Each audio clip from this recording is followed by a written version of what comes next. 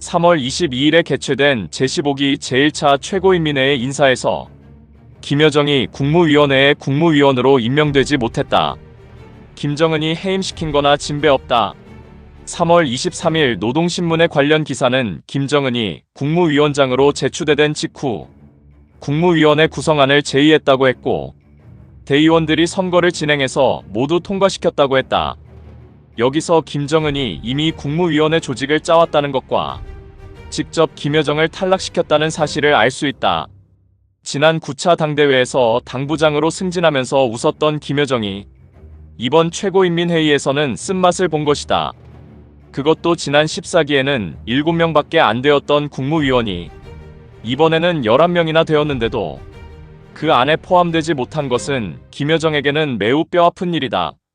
국무위원회는 국가의 전반 사업을 실행하는 최상의 국가기관으로 김여정이 국무위원에서 제외되었다는 것은 여러 가지 의미를 내포한다. 그의 정치적 위상이 후퇴했다고 평가해도 무방할 것이다. 김정은은 왜 이런 조치를 취했을까? 무엇보다 김정은이 대내외적으로 김여정이 제2인자 실세가 아님을 선언한 것으로 보인다. 오히려 김정은은 2인자로 조용원을 확실히 내세우며 김여정의 권력을 수위 조절했다. 지난 9차 당대회에 이어 이번 최고인민회의에서도 조용원의 급부상이 눈에 띈다. 9차 당대회에서 조용원은 당중앙위 정치국 상무위원과 당비서 및 당중앙 군사위원회 군사위원회 직책까지 얻었다. 이번 최고인민회의에서는 최고인민회의 상임위원회 위원장에 선거되었다. 뿐만 아니라 국무위원회 제1부위원장으로 승진했다. 직전 14기 때는 국무위원이었는데 두 계단을 오른 것이다. 지난 14기 최룡해의 직위 및 권한을 그대로 물려받은 꼴이다. 김정은이 최룡해의 손을 놓고 조용원의 손을 꽉 잡아준 것이다. 또 하나 주목되는 것은 김덕훈의 생존이다. 지난 14기 내각총리였던 그는 2024년 12월 당중앙위 전원회의 8기 11차에서 해임되었고, 그 후임으로 박태성이 내각총리가 되었다. 경질된 김덕훈은 모습을 드러내지 않았고 뒤이어 숙청설이 나돌았다.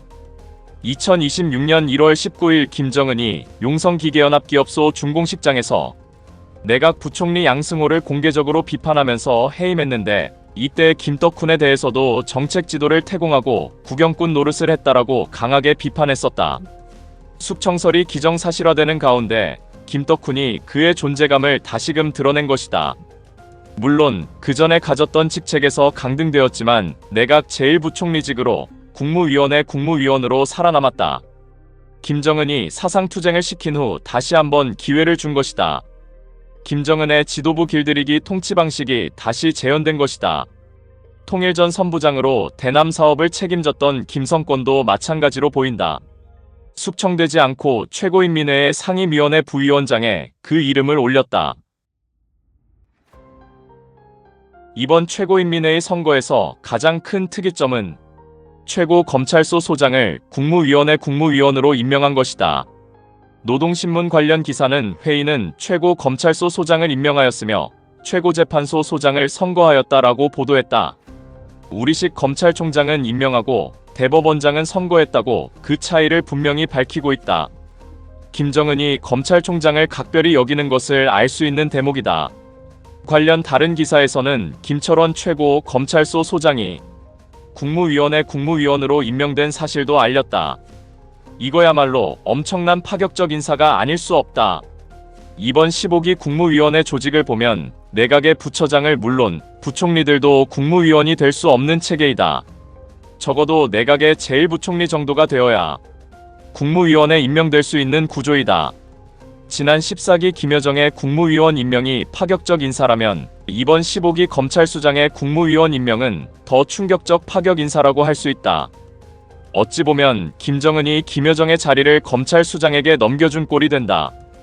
그만큼 검찰의 위상을 높여준 것이다. 사법부 수장이 국무위원이 된 것은 매우 이례적인 일이다. 그것도 법원 수장이 아니라 검찰 수장을 말이다. 김정은은 검찰의 위상을 파격적으로 격상시켜주면서 검찰의 역할을 더 강하게 주문한 것이다. 이번에 김정은의 검찰 위상 강화는 대내적 문제인 불온 세력 척결을 해결하겠다는 결단으로 읽힌다. 여기에 상상력을 좀 더 발휘하면 대남 메시지로도 읽혀진다.